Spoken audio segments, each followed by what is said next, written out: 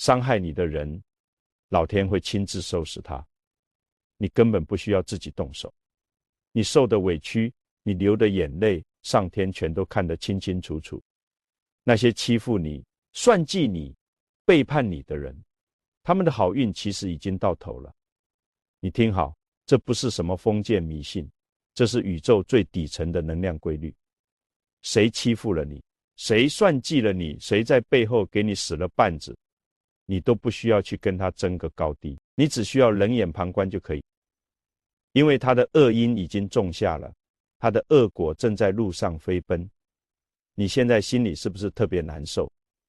你有没有经历过这种无助的时刻？你真心实意的对一个人好，你把对方当成最信任的朋友，你把心里的小秘密都告诉他，结果对方却在背后狠狠捅你一刀。他拿着你的秘密去当作谈资，他为了他自己的前途和利益，毫不犹豫的在领导面前卖了你。或者在工作当中，你拼命做出的成果，你加班加点熬了无数个通宵，你牺牲了陪伴家人的时间，你费尽心思把项目做成功了，结果到了分功劳的时候，却被别人轻而易举地抢走了。那个人在领导面前口若悬河，把所有的功劳都记在自己名下，而你却被倒打趴，你成了那个背黑锅的人，你还要承受着各种莫须有的指责，你心里憋着一股恶气，你每天晚上躺在床上，你翻来覆去的睡不着觉，你的脑子里全都是愤怒的画面，全是怎么去报复他的细节。你想冲到他的面前跟他大吵一架，你想撕开他虚伪的面具，你想让所有人都知道他的真面目，你想让他也尝尝这种痛，这种愤怒，这种强烈的甘心。每一个善良的人被伤害过之后，肯定都深刻的经历过那种心痛到浑身发抖的感觉，那种眼泪止不住往下流的委屈，真的太折磨人了，太难受了。你感觉整个世界都在欺负你，你觉得世界充满了不公平，你付出了所有的真心和汗水，换来的却是无情的践踏和背叛。你坐在空荡荡的房间里，你看着天花板发呆，你甚至开始深深的怀疑人生，你怀疑善良到底还有没有意义，你怀疑老实人是不是注定被欺负，你怀疑这个世界上到底有没有公道。你看着那些没有底线的坏人，他们抢了你的功劳，拿了你的钱，他们每天吃香的喝辣的，他们发朋友圈炫耀自己的成功，他们活得那么风生水起，那么得意，而你这么一个善良踏实的人，却要独自躲在黑暗的角落里哭泣，却要承受着失眠和心碎的痛苦。换作是谁，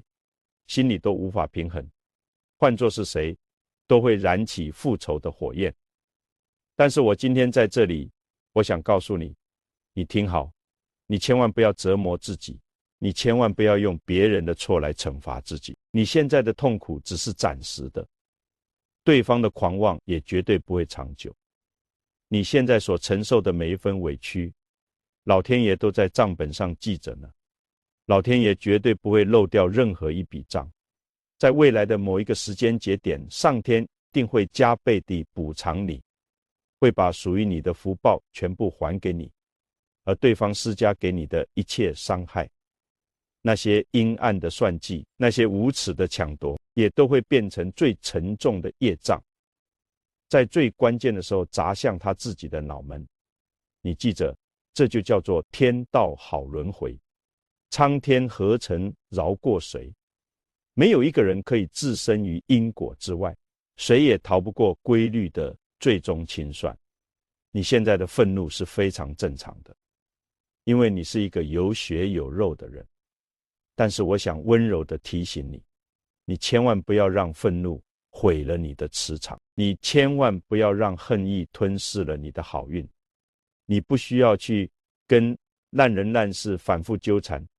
你跟烂人纠缠1分钟，你就损失了1分钟的福气。你只需要静静的等待，你只需要把头抬起来往前走，时间会替你收拾它，时间会给你最公正、最满意的答案。你一定要沉住气，要对天道有信心。其实你根本不需要去报复，因为老天爷早就已经安排好了一切。天道不是什么遥不可及的神话，天道就是宇宙运行的底层规律。曾仕强教授在研究了《易经》之后，他曾经无数次的告诫世人：人欺人，天不欺人；人欠你，天会还你。这句话的分量，你一定要好好掂量。当一个人选择去伤害一个善良的人，当一个人选择用不道德的手段获利，其实他并不是赢了，他是在自掘坟墓，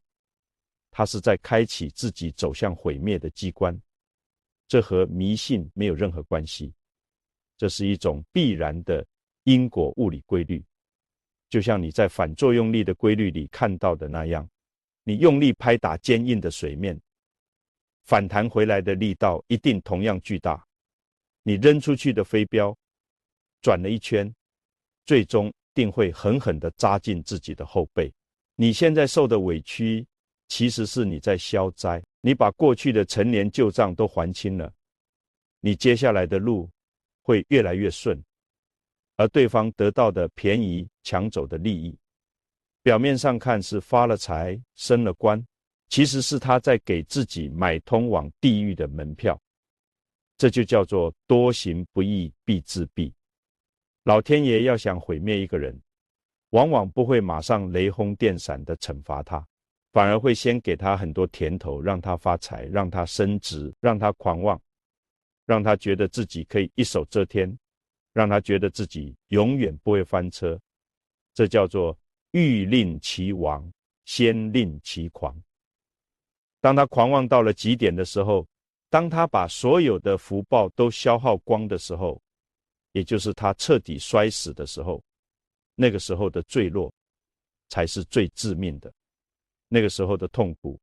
才是无法挽回。所以你完全可以把心放到肚子里，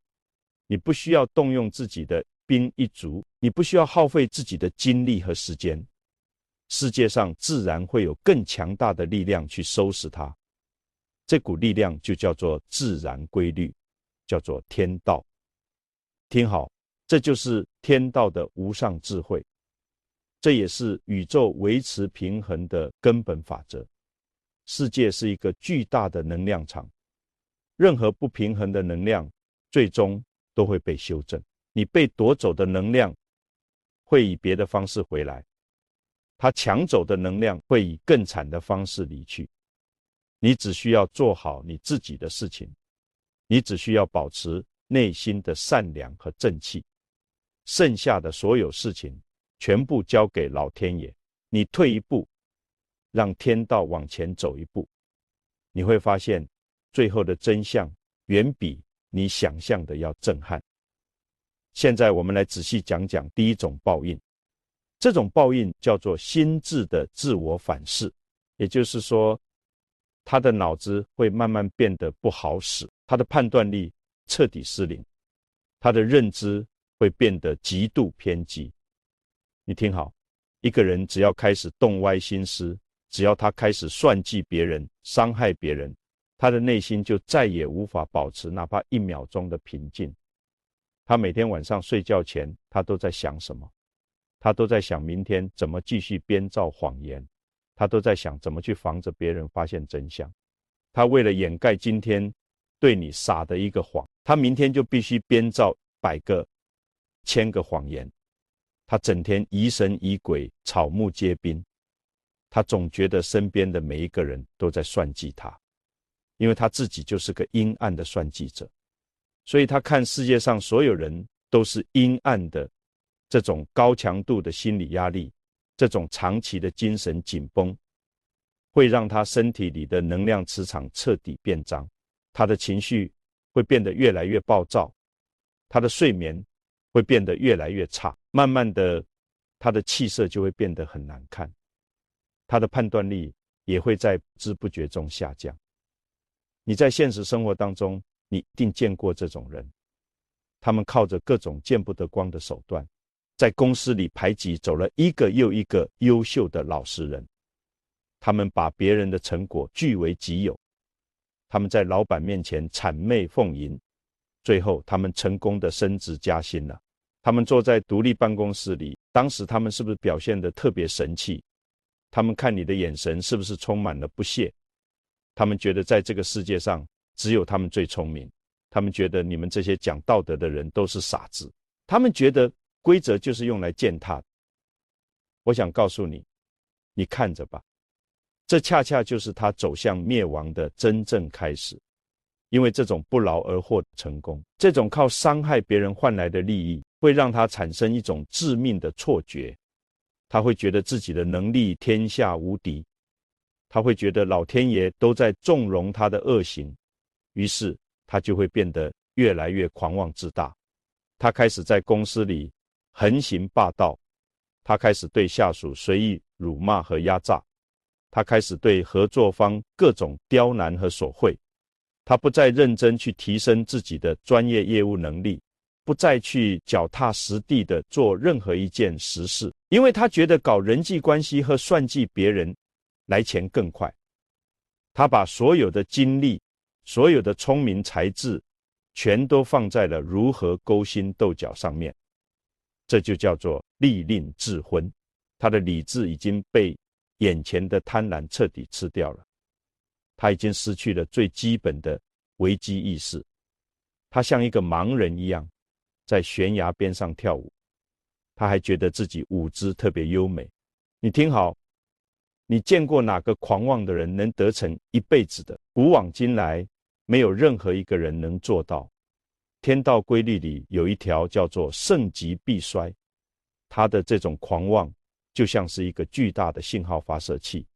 也是一个充满恶意的引雷针，会源源不断地把世界上所有的灾祸、所有的烂人、所有倒霉事全都精准地吸引到他自己的身边。因为他狂妄，所以他一定会得罪更厉害的人；因为他傲慢，所以他一定会忽视最致命的风险。他在做下一个重大人生决策的时候，在投资、在签约、在选择合作伙伴的时候，他一定会犯下无法挽回的致命错误。这就是因果在现实中润物细无声的表现。他通过伤害你，得到了短暂的表面的利益，但是他却失去了看清未来方向的能力。这就像是恶魔给他吃了一颗有毒的糖果，表面上看包裹着金箔，吃起来特别甜，实际上里面全是腐蚀内脏的剧毒。对你而言，这就是最大的启示。你可以彻底看清他的虚妄和可怜，你千万不要去嫉妒他一时的风光和得意，因为那只不过是暴风雨来临前的宁静，那只不过是天道让他灭亡前的回光返照。他的心智从他伤害你的那一刻起就已经坏掉，他的根基已经彻底腐烂了。他的失败和坠落只是一个时间问题，你只需要像看小丑表演一样，看着他，保护好你自己的清净心，保护好你自己的高频能量，千万不要被他的疯狂和负能量所波及。你慢慢的就会在未来的某一天发现，根本不需要你出手去打败他，他自己就会把自己作死在沙滩上。接下来我们换一个角度，讲讲第二种报应。这种报应在天道规律里叫做福报的断绝，也就是说，他的气运会突然发生惊天大逆转，他会从顺风顺水变成喝口凉水都塞牙。曾仕强教授在讲座里经常提到福报这两个字。什么是福报？福报就是你在这个世界上的隐形资产。每个人来到人间都有一个专属的福报水桶，你平时的每一个善念，每一次帮人都是在往这个水桶里加水。你做一件坏事，你伤害一个无辜的人，你就是在用大勺子往外舀水；而伤害一个善良、本分、诚实的老实人，在天道的规矩里，这属于巨额透现，是直接把水桶底给砸了一个大窟窿。他用阴暗的手段算计了你，他抢走了你的客户，抢走了你的财产。表面上看，他的钱包鼓起来了，他的物质生活变得越来越奢华，但在你看不到的能量层面上，他的福报账户瞬间就变成了可怕的负数。你听好，运气的本质就是福报的显现。当一个人的福报被彻底扣光之后，他的好运就会像退潮的海水一样，瞬间消失。原本属于他的升职机会会莫名其妙的流产，原本一直很支持他的贵人和领导，会因为一件小事突然对他产生极大的厌恶，从而彻底将他抛弃。他会开始莫名其妙的走霉运，比如他的身体突然垮掉了，去医院查出了很严重的慢性病，甚至绝症，大把地花钱受尽了折磨，却怎么也治不好，每天生活在痛苦中。或者他的资金链突然断裂了，他盲目跟风投资的项目一夜之间暴雷，不仅把过去赚的不义之财全部赔精光，甚至还要背负上几百万、上千万的巨额债务。你在现实生活当中，你仔细观察一下，有没有见过这种特别戏剧性的人生？前几年靠着拆迁或者靠着坑蒙拐骗，突然发了大财，开着几百万的豪车，出入各种高档场所，威风得不得了，谁也瞧不起，用鼻孔看人。结果短短几年时间过去，他突然就破产了，房子被法院查封了，豪车被开去抵债了，他自己变成了人人喊打的过街老鼠，整天躲债，连门都不敢开。这就是福报享尽，恶果现前之后的凄惨下场。你要明白一个深刻的道理，他过去欺负你的时候，他其实是在疯狂消耗他生命中最后的福气。你受委屈吃亏的时候，你其实是在帮他承担灾祸，承接他的能量。因为老天爷是这个世界上最优秀的会计师，他绝对不会算错任何一个小数点。老天爷让你在物质上吃了亏，就会在暗中把更多的福气和寿命补给你。老天爷让对方在眼前占了便宜，就会在对方的生命里扣掉最核心的健康和运气。这就像是自然界里的一颗果子，如果你用化学药水催熟它，它虽然长得比别的果子都大都快，但是它内部的果肉会提早腐烂，变得腥臭。你记着，气运倒流是非常恐怖的一件事。当命运的寒冬真正来临的时候，当所有的霉运一涌而上的时候，他那点卑劣的小聪明，在巨大的自然规律面前没有任何招架之力。他过去靠不择手段伤害你得到的一切名利，最终都会以一种更加惨烈、更加痛苦的方式，让他成倍的吐出来。所以你真的不需要去羡慕他眼前的风光，你更不需要用恨意来折磨自己的精神。他只不过是在提前预知自己下半生的生命，时间慢慢的定会告诉你所有的答案。你只需要稳住自己的心态，脚踏实地的过好你自己的小日子，看着他的高楼慢慢塌掉，看着他独自品尝自己种下的苦果就可以了。现在我们来讲第三种报应，这种报应叫做因果的回旋镖，也就是他曾经施加给外界的恶，最终会由更狠的人加倍的还回到他自己身上，或者会直接连累到他最在乎的家庭和后代。你听好，宇宙之间是存在着能量守恒定律的，任何事情有因就一定有果。他今天用极其卑鄙、没有底线的手段伤害你，这就从根本上说明了他的价值观是彻底扭曲的。他的骨子里认为这个世界就是弱肉强食，他觉得只要能够获得胜利就可以不择手段，他觉得天底下所有人都是可以踩在脚底下的，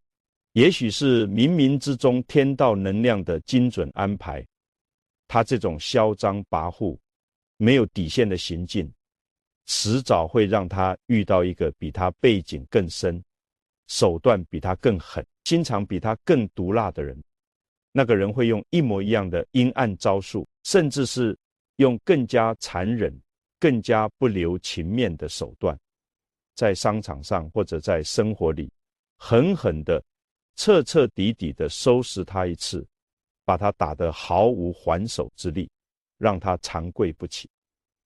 这就叫做恶人自有恶人磨。你是一个善良的人，你的内心有道德底线，你做不出那些丧尽天良的狠心事。老天爷也不希望你为了一个烂人去弄脏了你原本纯洁高贵的手，所以老天爷会非常慈悲地安排一个更坏的人去充当他命中注定的刽子手和判官。那个更坏的人会把他折磨得体无完肤，会让他尝遍你今天所受到的所有痛苦。不仅如此，这种恶劣的阴暗的能量具有极强的传染性和延续性。他每天在家里算计这个，在外面坑害那个他的家庭氛围，他的家庭风水一定是非常糟糕，充满了负面能量。他的孩子在这样一个自私自利的家庭环境里长大，从小耳濡目染的全都是如何去掠夺，如何去冷酷无情。慢慢的你会非常惊奇的发现，他的孩子长大以后大概率会变成一个极其败家的逆子，或者变成一个完全没有感恩之心的白眼狼。他的孩子会反过来天天跟他吵架，会疯狂地挥霍他通过不正当手段赚来的钱财，会把他晚年的生活闹得鸡飞狗跳得安宁。这就是因果在血缘和后代身上的最惨烈延续。曾仕强教授在讲解易经时反复强调，积善之家必有余庆，积不善之家必有余殃。他自以为给孩子留下了丰厚的资产和人脉，实际上他留给后代的全都是数不清的冤孽和洗不干净的恶因。你仔细去看看历史，看看身边的人，你见过哪个作恶多端、毫无底线的人，在晚年能够获得真正幸福和安宁的，几乎一个都没有。他们到了走不动路的时候，要么身边没有一个真心对待他们的朋友，孤独终老，死在空房子里；要么就是疾病缠身，痛苦不堪；要么就是被自己的亲生儿女活活气死，在临终前流下悔恨的泪水。这就是天道最深沉、最彻底、最震撼的报应。这种报应的力度，比你现在跑过去跟他打一架，骂他几句，要解气10000倍，要深刻10000倍。所以你心里还有什么好甘心的呢？他的悲惨未来，其实在伤害你的那天就已经注定了。你只需要保持住你内心的善良，保持住你内心的纯洁与高频磁场，把你的好运和福报安安全全的留给你的子孙。在这场人生的长跑比赛当中，你其实就已经在终点线变成了最大的赢家。在这里，我想特别严肃地帮你澄清一个很大的误区。很多人一听到放下这2个字，就会觉得放下仇恨就是原谅了那个坏人，就会觉得跟对方计较就是自己软弱无能。我想告诉你，这完全是对天道智慧的错误理解。放下仇恨绝对不等于原谅对方。对方做了那么多伤害你的事情，他让你流了那么多的眼泪，受了那么多委屈，他凭什么得到你的原谅？他根本不配得到你的宽恕。你选择放下，从来都不是为了放过他，而纯粹是为了放过你自己的心。你想一想，你天天在心里恨着他，你天天在脑子里琢磨着怎么去报复他，实际上你是在用他错误。在日日夜夜的折磨你自己的精神和身体。你等于把这个烂人请进了你最宝贵的心房里，你把你有限的珍贵的人生能量全部浪费在一个毫无价值的垃圾人身上，这才是世界上最愚蠢最不划算的做法。你可以永远不原谅他，这是你的权利，但是为了你自己的未来，你必须学会松手。你要把你的注意力，把你全部的能量从他的身上，从那段痛苦的经历里彻底的毫无保留的抽离出来，把这些能量用来专注你自己的成长，去拼命的搞事业，去努力的提升自己的认知，去狠狠的赚钱，去好好的保护自己的边界，去爱那些真正懂得珍惜你爱护你的亲人朋友。也许这正是老天爷冥冥之中的精妙安排。这个伤害你的人只是你人生剧本里的一个 NPC， 他只是来帮你渡劫的，他是用他自己的恶来圆满你内心的善，他是用他的卑鄙和无耻来逼着你脱离原有的低级圈子，来逼着你变得更加坚强，更加成熟，更加强大。当你通过这个考验，真正变得无比强大之后，你在某一天突然回头看他，你会极其惊讶地发现，他渺小的就像地上的一粒灰尘，你甚至连恨他的力气和兴趣都没有了。这就是世界上最高级、最顶级的报复方式，那就是你活得比他好10000倍，你站在了一个他永远也无法企及的人生高度，而他还在那个充满算计的泥潭里，继续跟别的烂人互相撕咬，痛苦挣扎。慢慢的，你就会彻彻底底明白这个深刻的道理，把伸出去想要报复的手收回来，把起伏不定的心彻底放平，保护好你当下的能量，这才是你此时此刻最应该做也最正确的事情。在文章的最后，我想送给你几句能给你力量的金句，你一定要牢牢记在心里。你相信这个因果规律，你就能彻底放下心中的怨气。你能彻底放下心中的怨气，你就能轻松的往前奔跑。你轻松的往前奔跑，你的命运就会迅速往上飞跃。你听好，伤害你的人，老天爷一定会亲自收拾他。你永远不要去怀疑天道清算的速度，你也永远不要去低估因果回旋镖的力量。时间是一把世界上最公正最无情的尺子，它会在最后的关头亮出每一个人应有的结局。你只管安心的做一个善良踏实不断成长的人，先把眼前的日子过得热气腾腾，把自己的每一个步伐都走得坚实漂亮。至于剩下的那些因果纠缠和公道输赢，老天爷自然会在最合适的时候给你交代的清清楚楚，明明白白。你听好，你一定会拥有一个无比光明幸福的未来，而那个用阴暗手段伤害你的人，只能在痛苦和绝望中默默承受他自己种下的所有恶果。请一定要由衷的相信天道的无上智慧，请一定要耐心的相信时间的伟大奇迹。你要记住，你的大好福气全都在后头，把心放宽，好日子马上就要来了。